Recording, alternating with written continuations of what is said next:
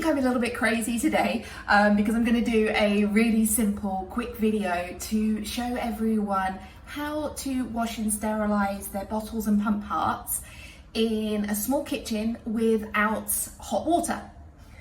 You might think I'm a little bit crazy because who doesn't have hot water? But a lot of the followers of Empower are also from Thailand, are living in Thailand. And I've even been in some places in Singapore where the kitchen faucet doesn't have hot water. So a lot of families I notice are just using cold water, and I wanted to show them that it's really easy, quick and simple to get a good warm soapy sun wash for your parts, and also to do it in a really small space, which, let's face it, these days a lot of us have small kitchens. So here we go. Right, I've got a microwave sterilizer here. It's just a basic Avent model, but there's other ones out there and they're all much of a muchness, so pick one which fits into your microwave. And the first thing I'm going to do is actually use this as my washing up bowl. If you ignore the fact that I've got the space here, a lot of the times it's not possible to hold water in the sink. There might not be a plug that does that, so you can actually use your sterilizer as a washing up bowl.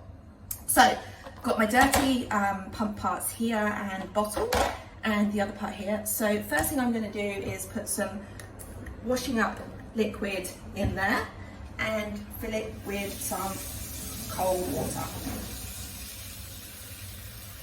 You'll notice here I've got a kettle with some hot water, and I'm just going to make this water warm enough but not too hot that I can't put my hands in it. Okay, back to one side.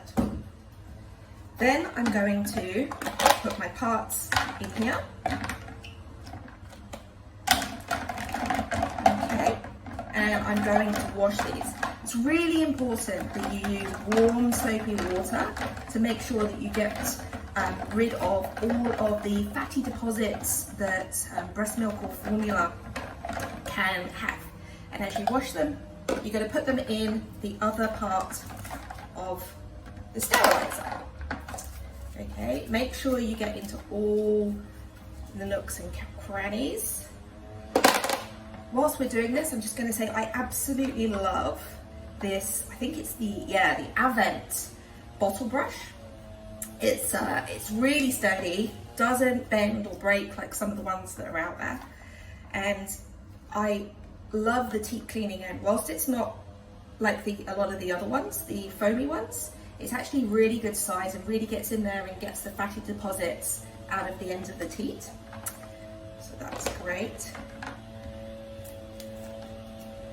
What I'm washing here is just a small bottle, so ideal for newborns, with a newborn Avent teat, and also the Avent hand pump, which is, if you're not a pumping mum, it's still good to have something at home in case you need it for a particular bout of engorgement.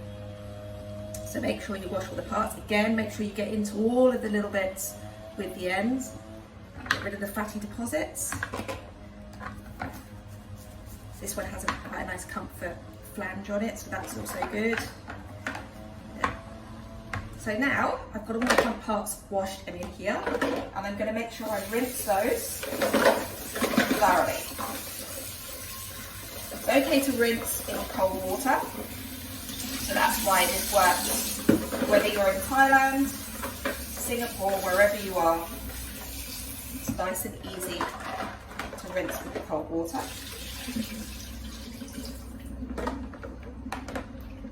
Get rid of your hot water. Again, rinse this out. Rinse all of your parts to make sure you get rid of any soapy residue. You put this back in. Fit your parts in so that there's a good amount of space. Make sure you put your teats up the right way so that remember the steam will be rising. So you want everything facing downwards.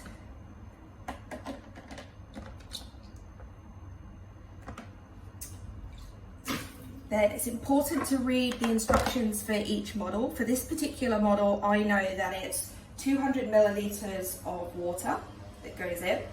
So So the easiest thing to do is use your bottle to measure that. It's actually quite important that you put the right amount of water in. Too little and you risk damaging your parts. Too much and you might not actually create enough steam. Okay, so that goes in there. Close it up and then put it into your microwave for the required amount of time based on the wattage of your particular microwave oven. Okay, so I hope you find that useful.